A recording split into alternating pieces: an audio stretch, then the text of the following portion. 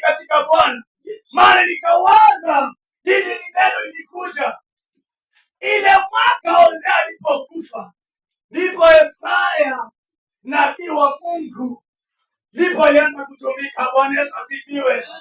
Maana kuna vitu lazima vife, wewe dada, lazima vitu vife, wewe ndugu, lazima vitu vife, wewe kaka, lazima vitu vife leo wako.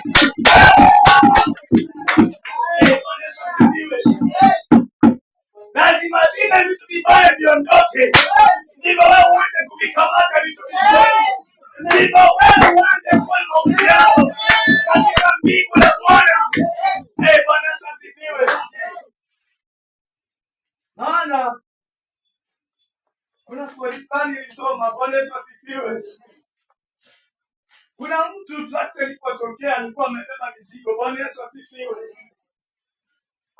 Mtu naye aliona kuna trakta akasema, nimemhurumia huyu mama, nifanye haja ama nimemhurumia huyu kaka, maana vitu ambavyo amevibeba katika kichwa chake anaumia. Bwana Yesu asifiwe. Akaona nina trakta kubwa, nina nafasi na kuweka ile mizigo. Bwana Yesu asifiwe. Ndipo hiyo kaka aliposimamisha ile gari, ile trakta, hiyo ndugu akakuja, kwa nini akakaa naye bwana akangana ile mizigo katika kichwa. Bwana Yesu asifiwe. Sasa kaka akashangaa sana, akashuhudia, mbona huyu kaka atakuwa mwepesi? Bwana Yesu asifiwe.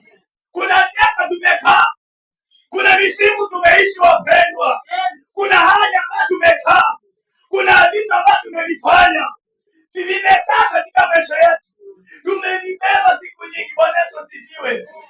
Jana na usiku kuna vitu tumevisongea kukaa navyo, kuna vitu tumekaa kuvifuga, kuna vitu tumekaa ndani yetu, kuna vitu tumevitekeleza usiku. Bwana Yesu asifiwe.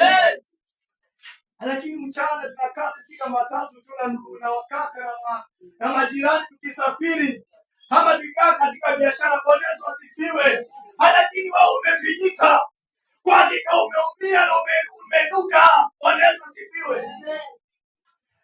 Siri ni nini wapendwa? Hapo ndipo Isaya akawaza sana, kuna siri, na hii siri lazima itimike, hii siri lazima ifanyike na lazima ikatendeke. Bwana Yesu asifiwe.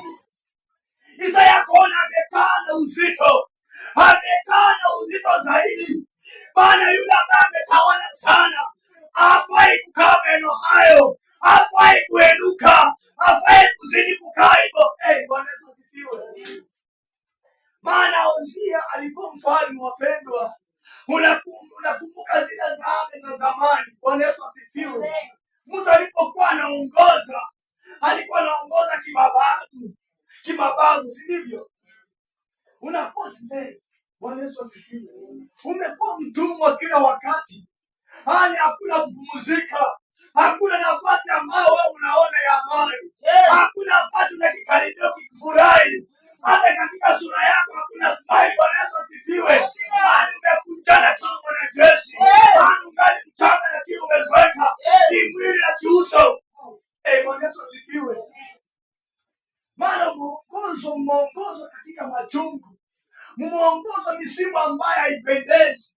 Maana yule ambaye amekaa katika hiyo zamu amewadudunisha nyinyi. Bwana Yesu asifiwe. Naye mtumishi wa Isaya akawaza sana, akakaa akasema, ni lini huyu mfalme hafe, ndio sisi tuwe na ukombozi, ndio sisi tuwe na uhuru, ndio sisi tuvisongee vitu vizuri, ndio vitu vinawili katika maisha yetu, ndio vitu vikaanze kukua. Bwana Yesu asifiwe.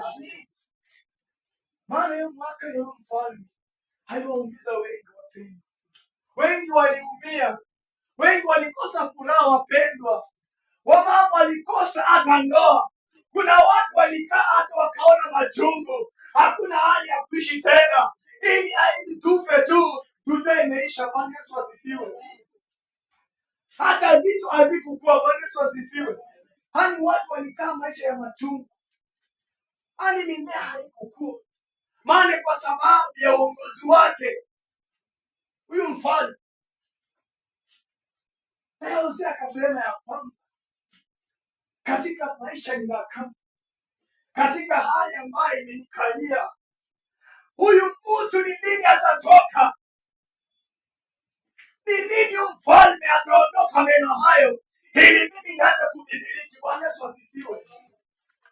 Ndipo neno linaendelea kusema ya kwamba alipokufa tu ndipo sasa Isaya akaanza kuchipuka. Bwana Yesu asifiwe.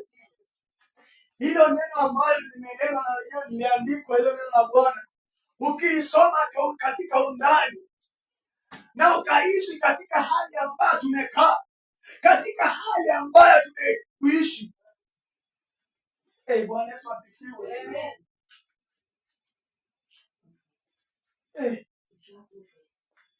Bwana Yesu asifiwe. Ni wakati umeingia meno haya, lazima tutangaze ya kwamba Hosea lazima afe. Hosea lazima afe.